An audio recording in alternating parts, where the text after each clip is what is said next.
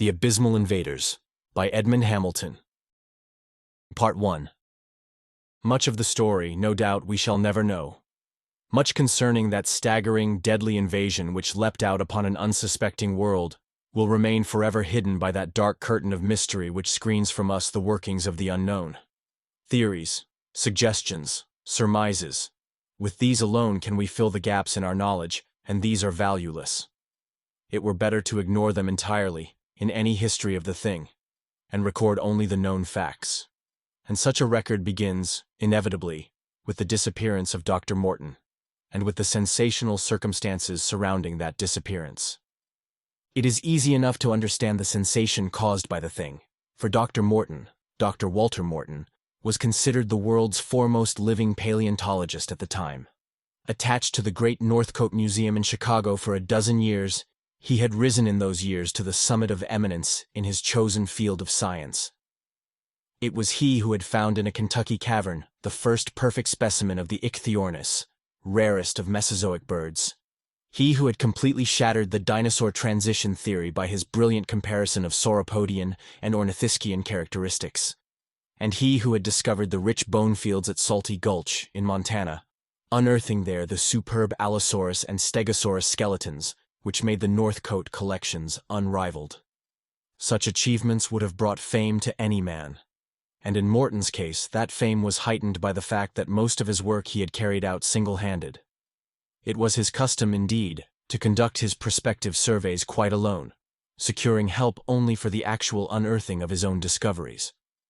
So that it was alone that he had gone into the dark fastnesses of Sutter's Swamp, early in May, in search of the traces of prehistoric animal life which he believed might exist there.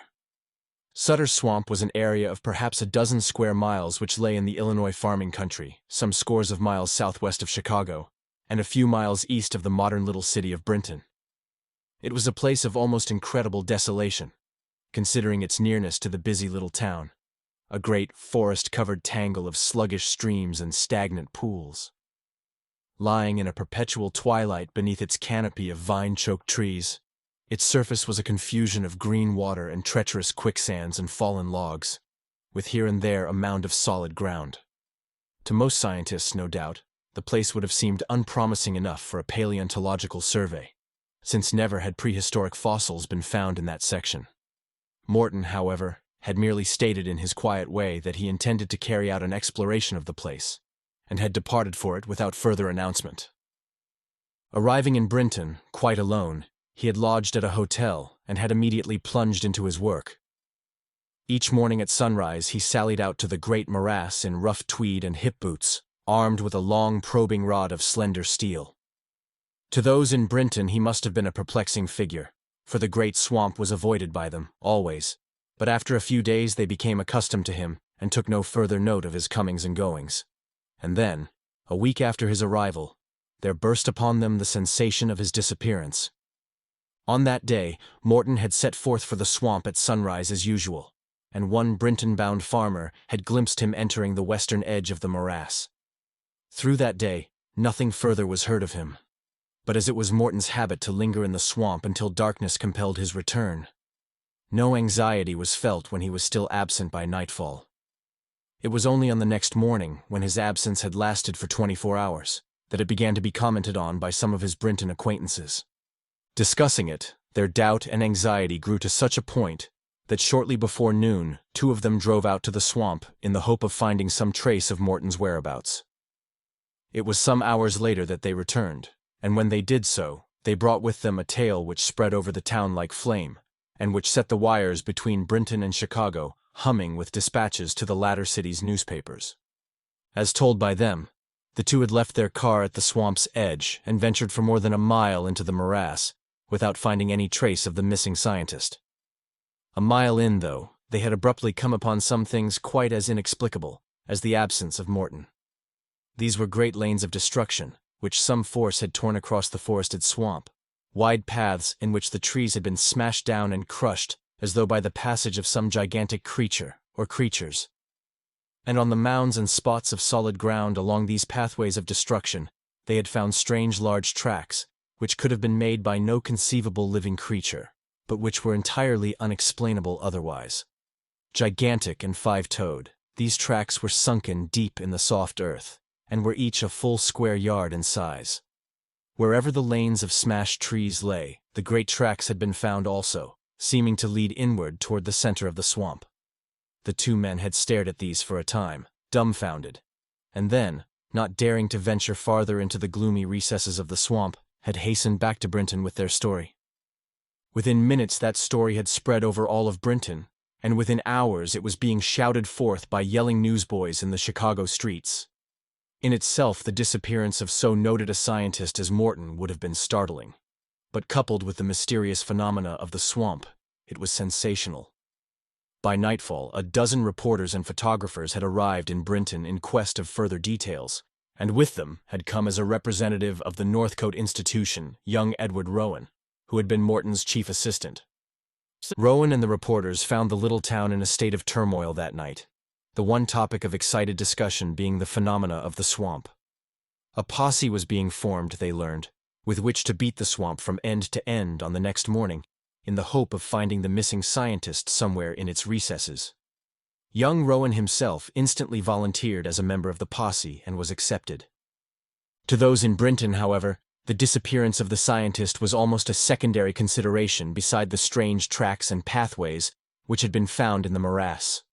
Morton's disappearance, after all, might be due to his stepping into a quicksand, but no natural force or forces could account for the lanes of smashed trees and the giant tracks. No animal on Earth, of course, was mighty enough to cause those tracks and pathways. Yet what could have done so? Was the thing only a practical joke or hoax of some kind? Until late that night, the town's bright-lighted streets remained crowded with unaccustomed throngs of citizens arguing the matter, sometimes heatedly, or exchanging jests concerning it with passing friends. By most, indeed, the matter was treated more as an elaborate joke than anything else. Yet one might have sensed also among those shifting throngs an unspoken elation, a curious pride. Whatever was behind the thing, they felt, it was at least bringing fame to Brinton. North and south and east and west, they knew, the wires would be flashing the story. All the nation would read of it in the morning. And in the morning, too, the swamp would be searched, the thing cleared up. In the morning. Thus ran the speech and thoughts of those in the streets that night. And strange it seems to us that the people in the streets of Brinton could have spoken thus, that night, could have thought thus. Incredible it seems indeed that of them all none ever suspected what dark horror out of long-dead ages was even then rising from behind their little mystery. What mighty resistless menace was even then crashing gigantically through the outside night, to sweep down upon the little town in one great avalanche of... Part 2.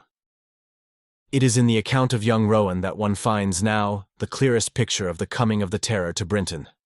There are other accounts, for though the survivors of that terror were but few, most of them have recorded their experiences.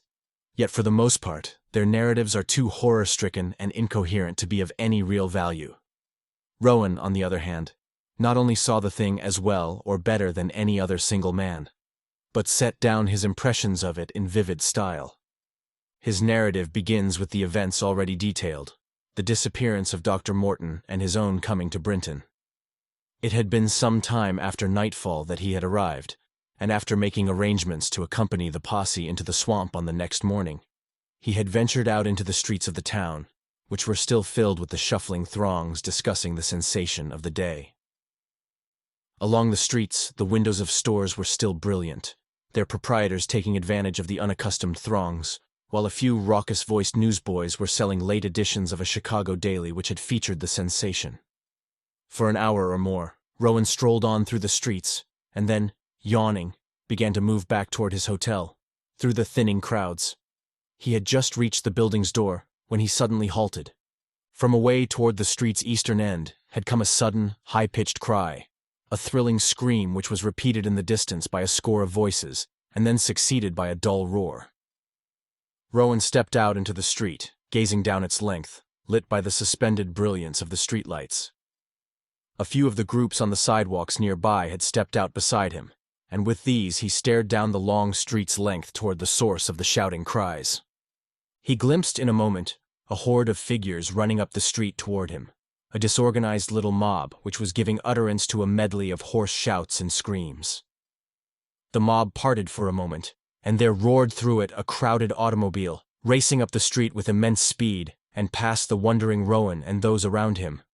And now he heard, simultaneously, a wild ringing of bells toward the south, and a faraway crash which murmured faintly to his ears from the east. With every moment the clamor around him was increasing, the whole city awakening, and lights flashing out in windows on every side. By then the people around him had caught the contagion of panic, and were hastening away toward the west also, but Rowan held his ground until the first running figures of the mob farther down the street were racing past him. Then he reached out and seized one of these, a shabby middle-aged man whose face was contorted with panic. "What's the matter?" he cried, striving to make himself heard over the thunderous, increasing clamor about him. "What's happening?" The man he held bawled something indistinguishable in his ear, and at the same time wrenched frantically loose from his grasp, hurrying on. Some hundreds of feet down the street, the main body of the mob was now racing toward Rowan, and then, beyond that mob, Rowan saw by the brilliant street lamps the cause of their panic flight. Far down the street there was thundering toward him a gigantic creature, which his eyes refused for the moment to credit. A titanic, dark thing, whose tremendous rumbling tread shook the very ground on which he himself stood.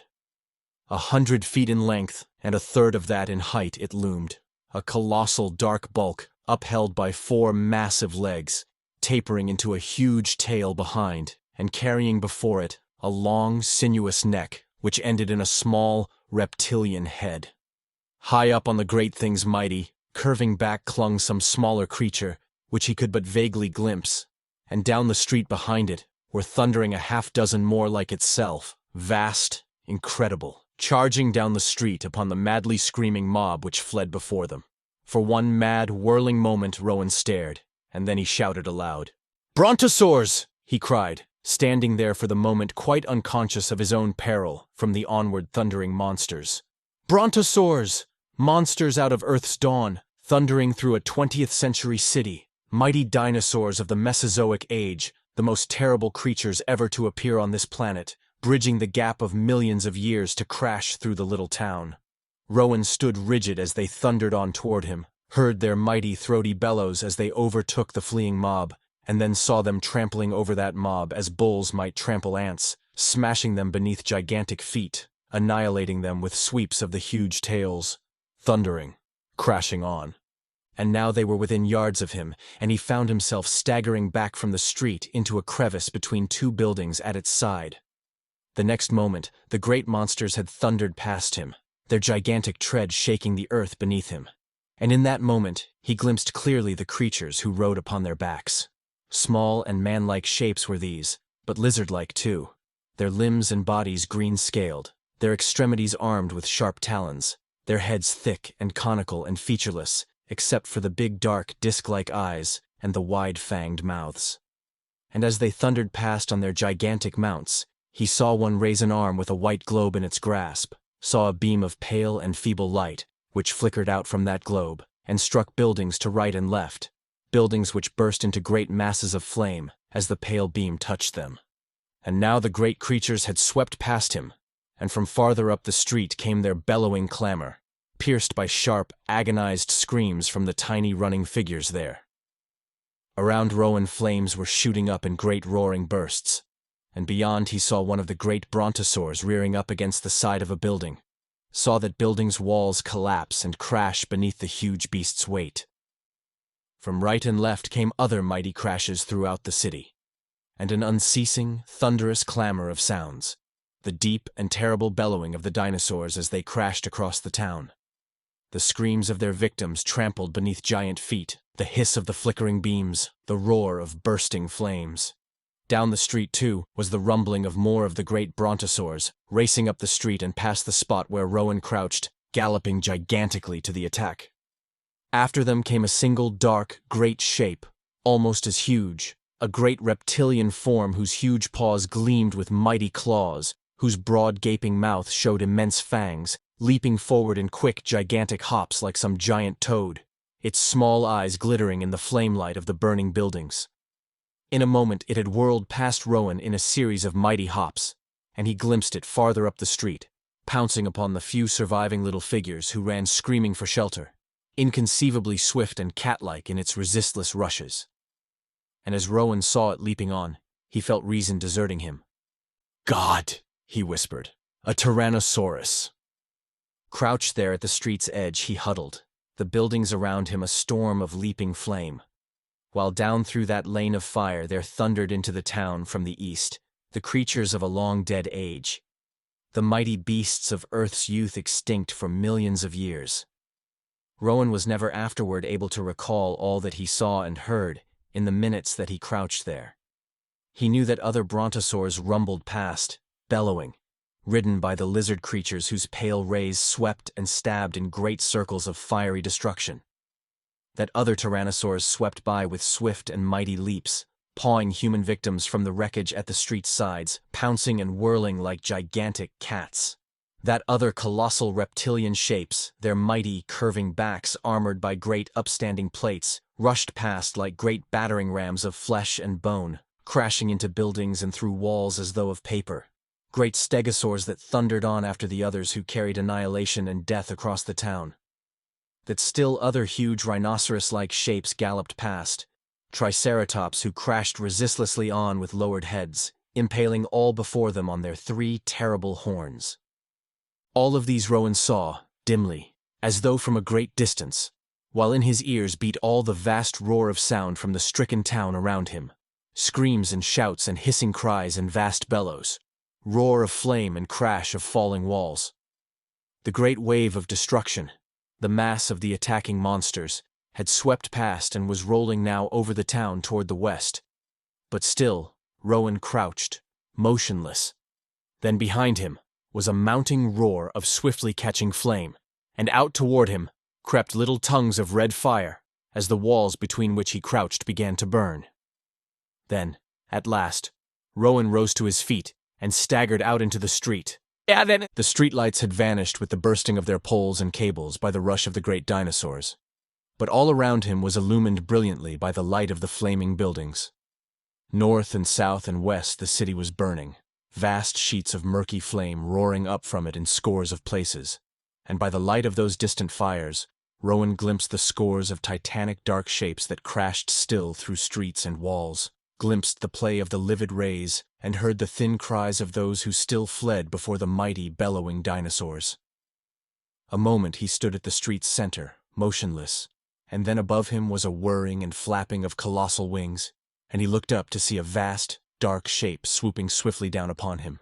In a single moment, he glimpsed the thing, the 40-foot spread of its huge, bat-like wings, the great reptilian head thrust down toward him as it swooped, white fangs gleaming and red eyes shining in the firelight, and in that flashing moment recognized the thing for what it was, a pterodactyl, a flying monster out of the dead ages.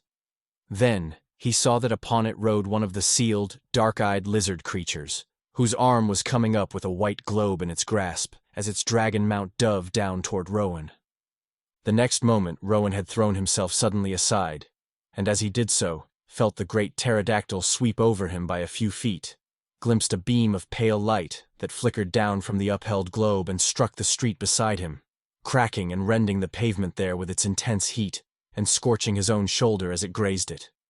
Then the giant thing had passed, and was flapping onto the west, while behind and above it flew others of its kind, mighty flying reptiles ridden by the lizard creatures, whose pallid rays struck down with fire and death as they swooped on with whirring wings.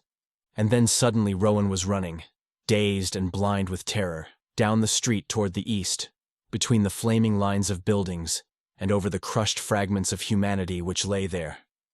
Down the street's length he ran, and out between its last buildings, and on into the night, crazedly, aimlessly. The roar of flames and thunderous din of the town behind him dwindled as he ran, but he did not look back, throwing himself blindly forward through the darkness, weeping and wringing his hands, stumbling, staggering on. Part 3. How long it was before the mists of terror that clouded his brain finally cleared and lifted. How long he stumbled blindly through the night, Rowan could never guess.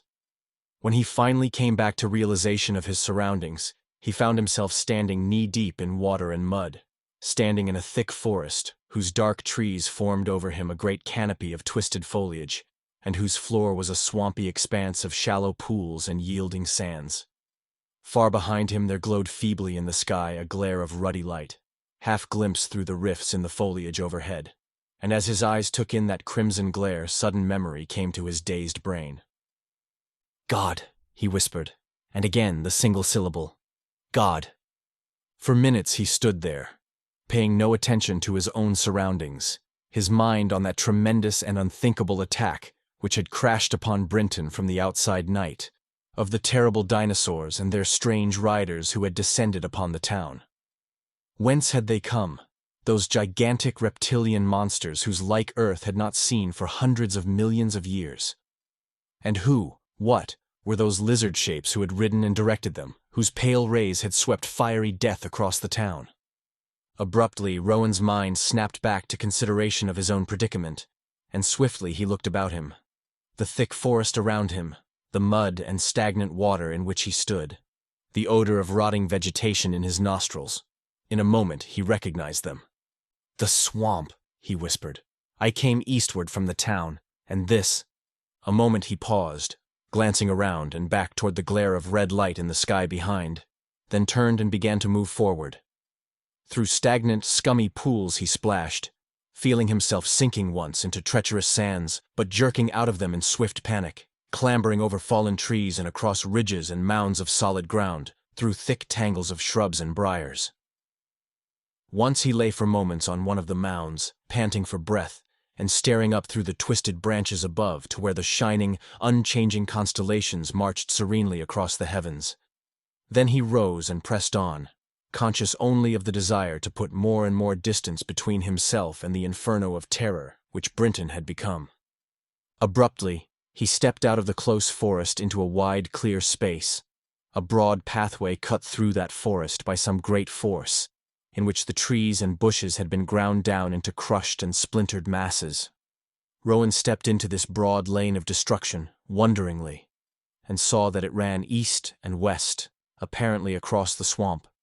Then into his mind leapt remembrance of those great pathways of smashed trees which the searchers for Morton had found near the swamp's edge. Could it be that— Before he could complete the thought, there came a sudden dull reverberation from the swamp to eastward, a quivering of the ground beneath him, a rumbling thunder rapidly nearing him. In sudden panic, he shrank back into the forest at the broad path's edge, and the next moment there appeared in the east along that path a mighty shape, thundering down the path toward him and dimly visible in the starlight. It was a brontosaur, he saw, bearing one of the dark lizard shapes which rode at the base of its great neck, thundering down the path toward the west in giant, earth-shaking strides. Another followed it, and another, until 4 had passed, and then the thunder of their great tread died away in the west as they galloped on toward Brinton. Rowan stared after them, and then, as a sudden thought flared in his brain, he crept again from the sheltering trees and moved steadily eastward into the swamp, following the great path by which the brontosaurs had come. The path was beaten hard and flat, he found, and seemed to lead due eastward into the heart of the swamp. And as he followed it, as he crept onward, light came to his eyes from far ahead, a white brilliance which filtered faintly through the ranks of close-packed trees. Steadily, Rowan crept on toward it, and then, as its radiance began to strengthen, he left the broad path and slipped again into the shelter of the forest, creeping forward ever more cautiously between the close-ranked trees and over the rotting, stagnant slime toward the source of the pallid light ahead. A dull roar of sound came to his ears as he went on, a whistling, shrieking clamor, as of some great wind which raged ceaselessly, louder and louder as he neared it. Through the trees ahead, he glimpsed a broad, open space lit by the white radiance, and dropped to his knees, crawling silently on. At last, he had crept to the very edge of the open space, and lay crouched in the slime behind a great tree, peering tensely forward. Before him lay a great, flat mound of solid ground, elevated a few feet above the ooze of the swamp, roughly square in shape and fully 1,000 feet across. It was quite bare and treeless, all vegetation upon it having apparently been sheared away, and was lit by a single globe of radiant white light, suspended by a slender shaft of metal high above the great mound's surface. At the center of the broad, flat surface, there yawned a tremendous pit which occupied half the mound's expanse. A vast circular shaft, some hundreds of feet across, whose smooth, perpendicular sides gleamed dully as though coated with metal. From where he crouched at the great mound's edge, he could glimpse only the round mouth of the great shaft and a few feet of its downward sinking sides. But he perceived that it was from this mighty pit that there roared upward the thunderous torrent of unceasing winds. Then his attention shifted from the great pit to the creatures grouped near its rim. At the far edge of the great shaft, there rose from the ground a strange, three-pillared structure of gleaming metal, bearing on an upheld plate a number of shining studs and a single large dial or wheel of metal. And beside this structure stood a knot of unearthly creatures, green-scaled, dark-eyed lizard shapes like those he had glimpsed in the attack on Brinton. These were standing across the pit from him, at the very rim of the great shaft, and one or two of them were apparently staring down into the darkness of the shaft itself. And now, over the raging shriek of winds from the pit, came another sound to the crouching Rowan's ears, a faint but deep bellowing which grew swiftly louder.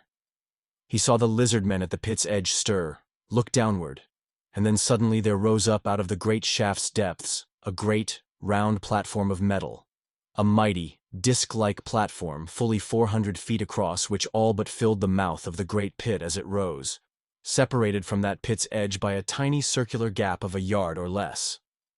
Up from the dark depths of the shaft floated this great platform, slower and slower, and he saw that upon it were standing two of the gigantic, bellowing brontosaurs and some half-dozen more of the lizard men. Smoothly, the vast disc and its great burden drifted upward until it hung level with the edges of the pit, its vast weight and the weight it bore suspended incredibly above the abyss. A moment it hung there, and in that moment the lizard men on it stepped swiftly out onto the mound, prodding the two brontosaurs on before them. The empty platform hovered a moment longer at the pit's edge, and then began to sink slowly downward, gathering speed swiftly and dropping smoothly out of sight into the dark depths of the giant shaft. Rowan gasped. That mighty platform, moving up the great shaft and down it, with upon it the great brontosaurs. From what unguessed depths below had it come?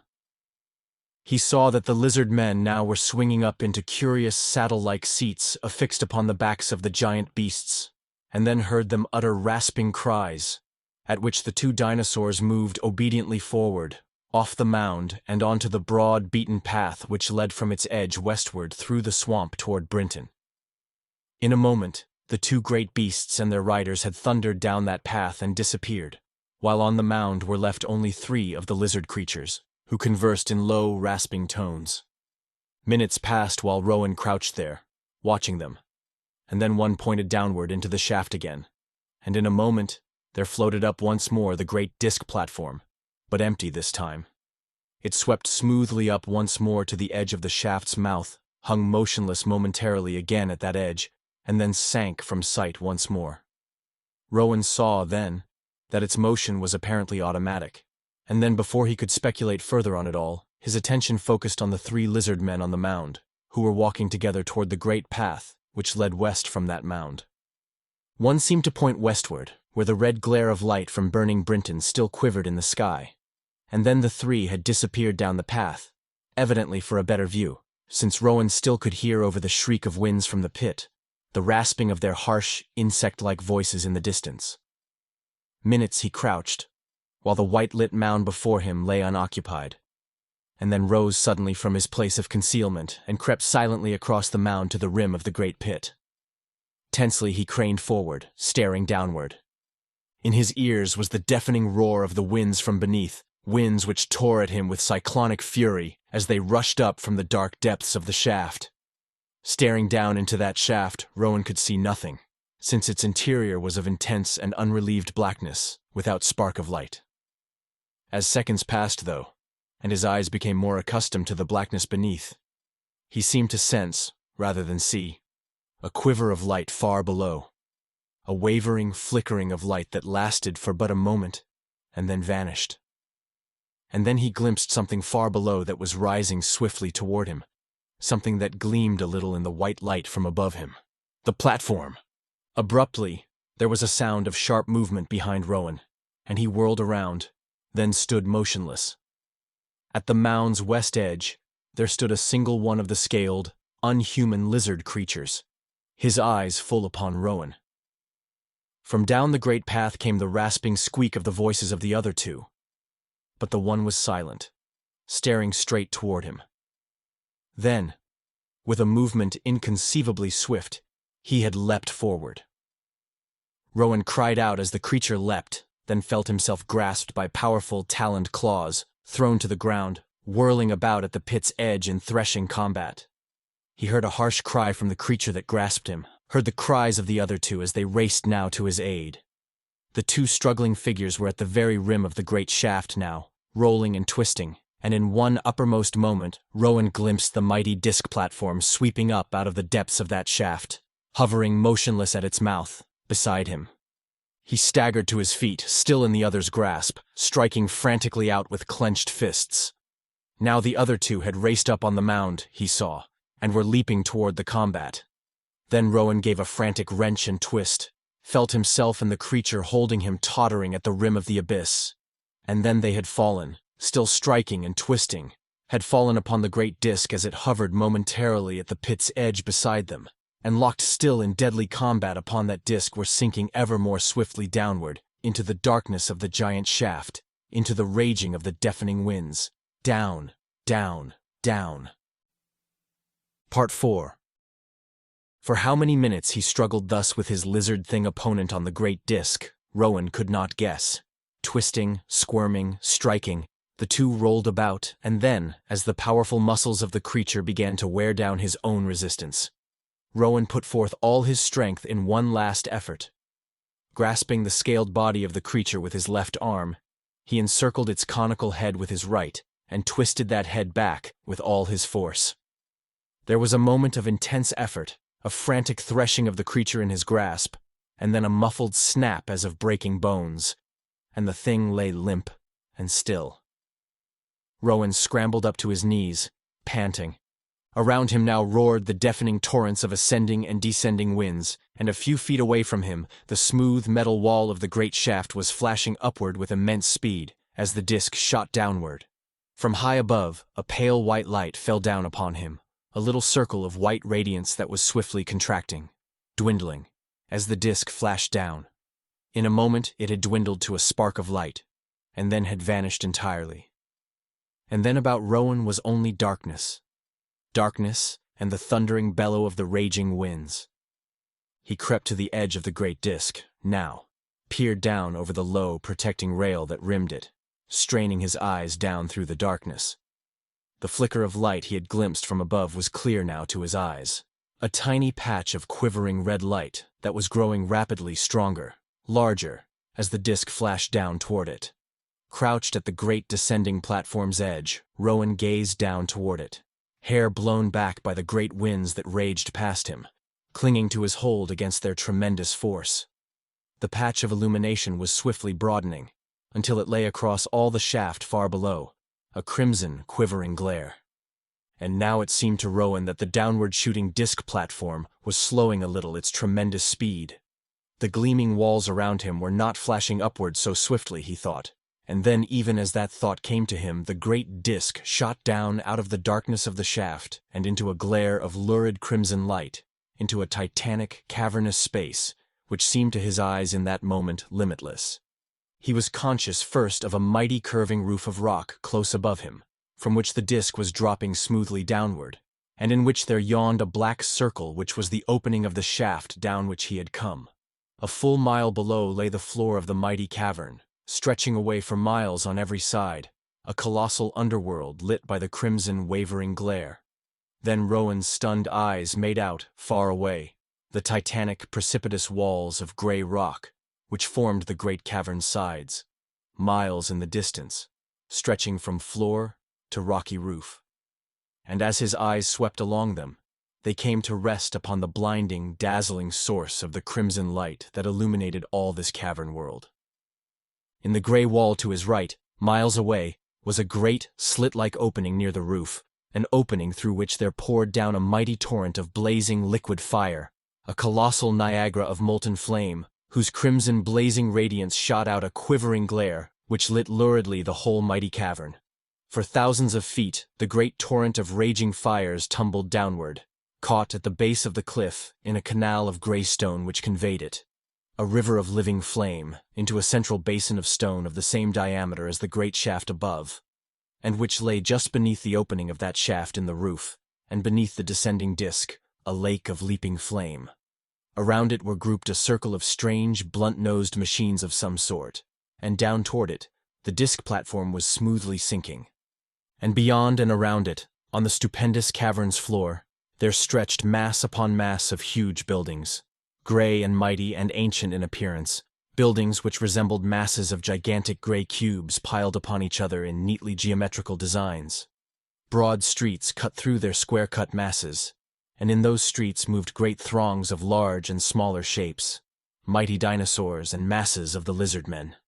Far away to the distant encircling walls stretched the massed buildings, and over them hovered here and there great pterodactyls bearing lizard riders, flitting across the cavern from place to place on their immense flapping wings.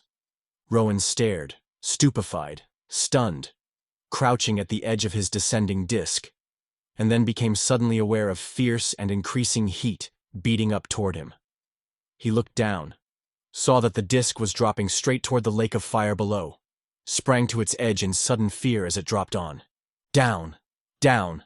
Ever more slowly the great disk was sinking now, down until at last it hovered motionless a scant 50 feet above the surface of the molten lake, hanging level with the edges of the circular stone basin which held that lake, and level with the floor of the mighty cavern. A moment only it hovered there, and in that moment Rowan saw that awaiting it at the great basin's edge stood a half-score of the lizard men. Even in the moment he saw them, they glimpsed him crouching at the disk's edge, and instantly 2 of them leapt upon the disk, with the white globes that held the heat beam outstretched toward him. He cowered back, but instead of loosing the ray upon him, one grasped him by the shoulder and jerked him from the platform onto the basin's edge, just as the great disk began to move upward from that edge. Standing there for the moment, Rowan saw the great disk floating smoothly up once more into the lurid light toward the black round opening of the shaft in the roof of rock above, rising swiftly into that shaft and disappearing from view inside it as it flashed upward once more on its endless automatic motion. As one of his captors tugged suddenly at his arm, though, he turned, and the creature pointed toward the gigantic gray buildings ahead, at the same time jerking him forward. Slowly, Rowan started toward them, while on each side of him walked one of the lizard men, their deadly white globes ready for action. A moment and they had left the broad clear plaza of stone where lay the fiery lake, and were entering one of the wide streets which cut across the masses of the city's buildings. As he marched down that street between his 2 guards, Rowan all but forgot his own predicament. So intensely interesting was the panorama before his eyes, a shifting pageant of creatures of the world's youth, enthralling to the eyes of the paleontologist. For through the streets were pouring masses of the lizard men, bearing tools or weapons, hurrying along on taloned feet or riding huge brontosaurs, who tramped majestically along the street's center while the walking crowds clung to its sides. Here and there, too, moved other dinosaurs, almost as huge, bearing burdens or ridden by lizard men, the reptilian beast servants of a lizard race. Tyrannosaurs there were, moving along in their swift, hopping gait, the fiercest and most terrible of all the dinosaurs, yet servants, like the rest, of the green-scaled lizard folk. Allosaurs, like smaller replicas of the great tyrannosaurs, mighty armored stegosaurs and great horned triceratops, and over all the whirring wings of the great pterodactyls. As they marched on down the street, attracting but little attention from the hurrying lizard creatures, Rowan saw that in the great gray buildings on each side, the doors opening into the street were of immense size, 40 to 50 feet in height, and saw here and there a giant dinosaur entering or emerging from one of those great open doorways in obedience to the command of its lizard master. Then abruptly his 2 guards turned with him into one of them, and he found himself in a long, colossal corridor, its gray roof 50 feet above him, and its width almost as great. Here and there along this great corridor were open doorways, and into one of these he was jerked by his guards, finding himself in the presence of 3 other of the lizard creatures who sat behind a metal block much like a legless table. To these his guards spoke in their harsh voices. There was a moment of silence, and then a rasping command from one of the 3. at which he was instantly reconducted from the room and down the corridor's length to a smaller, bolted door. A moment his captors fumbled with its bolt, then opened the door by sliding it down into an aperture in the floor, motioning Rowan inside and keeping the white globes full upon him. Hopelessly he stepped in, and the door slid up and shut behind him, while in a moment the bolts clanged shut outside. Rowan turned slowly around, then stood rigid. Across the room from him, a single figure was staring at him, and as his eyes took in that figure, a cry broke from him. Morton. This concludes the first part of 2 total of The Abysmal Invaders by Edmond Hamilton, produced by Best Audiobooks for free.